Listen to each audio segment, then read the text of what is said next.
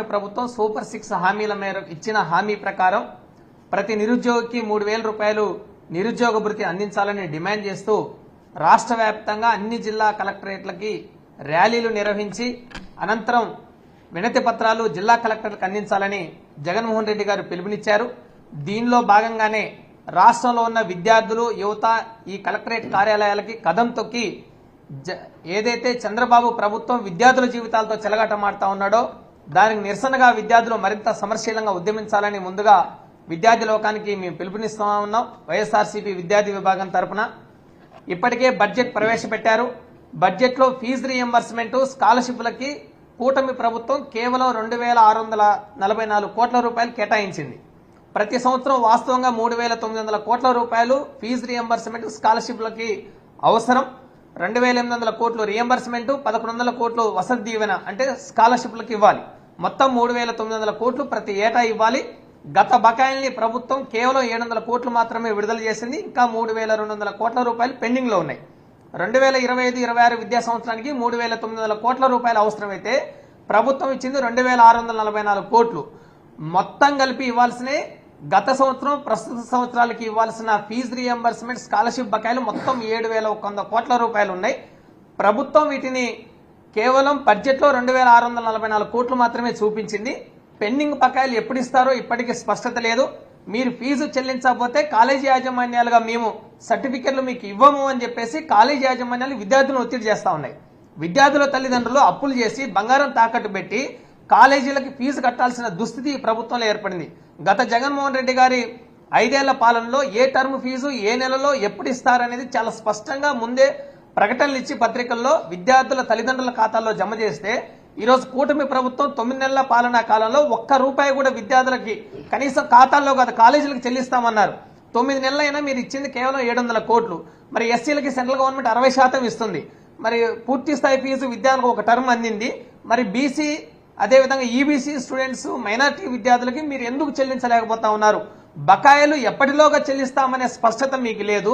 ఈ బడ్జెట్లో కేవలం మీరు 2,644 కోట్లు మాత్రమే విడుదల చేసి మిగతా ఫీజుని ఎప్పుడు చెల్లిస్తారో మీరు చెప్పలేని ఒక దయనీయమైన పరిస్థితిలో కూటమి ప్రభుత్వం ఉంది. చాలా దుర్మార్గమైన వ్యవహారం. ఫీజులు చెల్లించకుండా విద్యార్థుల జీవితాలతో తల్లిదండ్రుల జీవితాలతో ఈరోజు కూటమి ప్రభుత్వం లోకేష్ మరియు చంద్రబాబు నాయుడు ఇద్దరు చెలగాటం ఆడుతా ఉన్నారు. ప్రశ్నిస్తామన్న పవన్ కళ్యాణ్ గారు ఏం చేస్తున్నారని మా వైఎస్ఆర్ విద్యార్థి సంఘం తరఫున మేము ప్రశ్నిస్తా ఉన్నాం. రెండోది, ఈ రాష్ట్రంలో జగన్మోహన్ రెడ్డి గారు ఏ రాష్ట్ర ముఖ్యమంత్రి ఈ దేశ చరిత్రలో చేయని విధంగా ఒకేసారి 17 ప్రభుత్వ వైద్య కళాశాలను 8,000 కోట్ల రూపాయలతోటి ఏర్పాటు చేస్తే అందులో ఇప్పటికే 5 మెడికల్ కాలేజీలు ప్రారంభమయ్యాయి.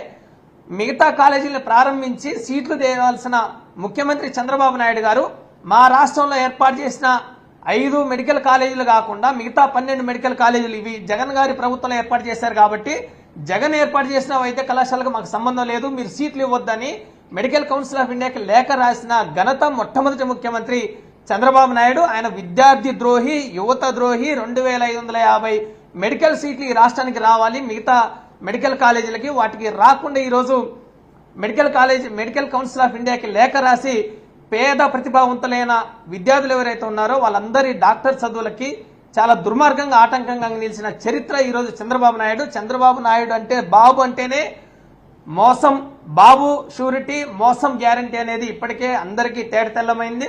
నిరుద్యోగ భృతి ప్రతి నిరుద్యోగికి 5 ఏళ్ల కాలంలో మేము 20 లక్షల ఉద్యోగాలు ఇస్తామన్నారు. సంవత్సరానికి 4 లక్షల ఉద్యోగాలు ఇస్తామన్నారు.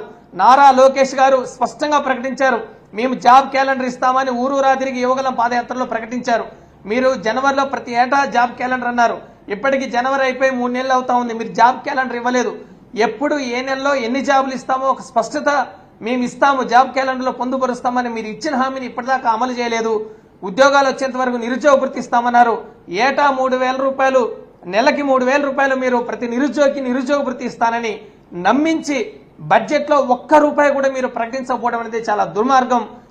సంవత్సరానికి 36,000 రూపాయలు ప్రతి నిరుద్యోగికి ఇవ్వాలి.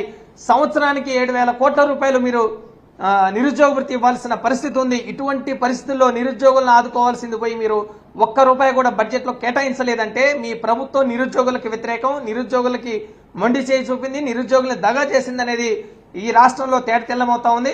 ఇప్పటికైనా ఈ రాష్ట్ర ప్రభుత్వం నిరుద్యోగ భృతి 3,000 ఇవ్వకపోగా ఒక్క ఉద్యోగ నోటిఫికేషన్ కూడా ఈ రాష్ట్ర ప్రభుత్వం ఇవ్వలేదు.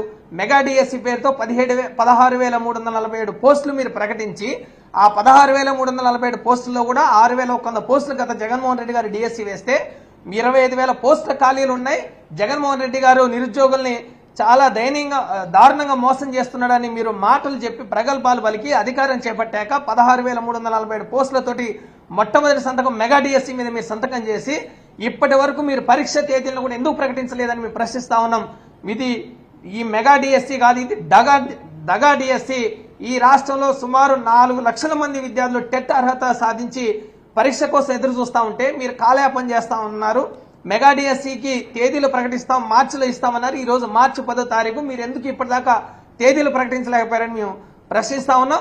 ఈ ప్రభుత్వం ఇప్పటికే తల్లికి వందనంలో కోత విధించింది. 83 లక్షల మంది విద్యార్థులకి అందించాలంటే 12,000 కోట్ల రూపాయలు అవసరం, 13,000 కోట్ల రూపాయలు అవసరం. మీరు ఏమాత్రం కేవలం 9,400 కోట్లు మాత్రమే కేటాయించి విద్యార్థులను దగా చేసింది. గత జగన్మోహన్ రెడ్డి గారి పాలనలో 54,83,175 మంది విద్యార్థులకి 18,844 కోట్ల రూపాయలు ఫీజు రీఎంబర్స్మెంట్ గత 5 ఏళ్లలో ఇస్తే మీరు కేవలం 2025-26 విద్యా సంవత్సరానికి ఇచ్చింది ఎంత? 2,644 కోట్లు మాత్రమే ఇచ్చారు. అంటే ఎంత వ్యత్యాసం ఉంది.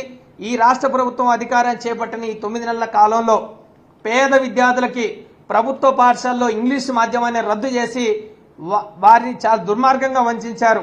అదేవిధంగా ఐబీ సిలబస్ లేదు, బైజూస్ కంటెంట్ లేదు, అదేవిధంగా సిబిఎస్ఈ సిలబస్ లేదు. ఇట్లా మొత్తం నాడు నేడు అమలు చేయకుండా జగన్మోహన్ రెడ్డి గారు గత 5 ఏళ్ల కాలంలో అమలు చేసిన విద్యా సంస్కరణలకి పాతరేసే విధంగా వాటన్నిటినీ రద్దు చేసి ఈరోజు ప్రభుత్వ విద్యార్థుల జీవితాలతోటి చెలగాటమాడుతున్న దుస్థితి ఈ రాష్ట్రంలో ఉంది. మొన్ననే మనం శాసనమండలిలో చూసాం. 17 యూనివర్సిటీల వీసీల్ని ప్రభుత్వం బెదిరించి బలవంతంగా రాజీనామాలు చేయిస్తే మీరు రాజీనామాలు చేయించలేదు, ఆధారాలు చూపాలన్నారు. వైఎస్ఆర్ కాంగ్రెస్ పార్టీ ఎమ్మెల్సీల ఆధారాలు చూపెట్టిన తర్వాత డైవర్షన్ పాలిటిక్స్ తోటి లోకేష్ గారు ఈరోజు యువతని విద్యార్థుల్ని చాలా దుర్మార్గంగా వంచిస్తున్న పరిస్థితి ఈ రాష్ట్రంలో ఉంది. అందుకే విద్యార్థులు యువత చంద్రబాబు ప్రభుత్వానికి బుద్ధి చెప్పే విధంగా మార్చి 12వ తారీఖున యువత పోరులో పాల్గొనాలి. ఫీజు బకాయిల్ని చెల్లించే విధంగా ప్రభుత్వ మెడికల్ కళాశాలల ప్రైవేటీకరణ తక్షణమే నిలిపివేయాలని, ప్రతి నిరుద్యోగికి 3,000 రూపాయలు నిరుద్యోగ భృతి అందించాలని వైఎస్ఆర్ కాంగ్రెస్ పార్టీ అధినేత జగన్మోహన్ రెడ్డి గారు ఇచ్చిన చలో కలెక్టరేట్ల పిలుపుకి లక్షలాదిగా విద్యార్థులు యువత తరలివచ్చి కదం తొక్కి సమరశీలంగా సంఘటితంగా ఉద్యమించాలి. తద్వారా చంద్రబాబు విద్యార్థి యువత వ్యతిరేక విధానాలపైన పెద్ద ఎత్తున ఉద్యమించాలని ఈ సందర్భంగా మా వైఎస్ఆర్సీపీ విద్యార్థి విభాగం తరపున ఈ రాష్ట్రంలో ఉన్న యువత విద్యార్థులకి మేము పిలుపునిస్తా ఉన్నాం.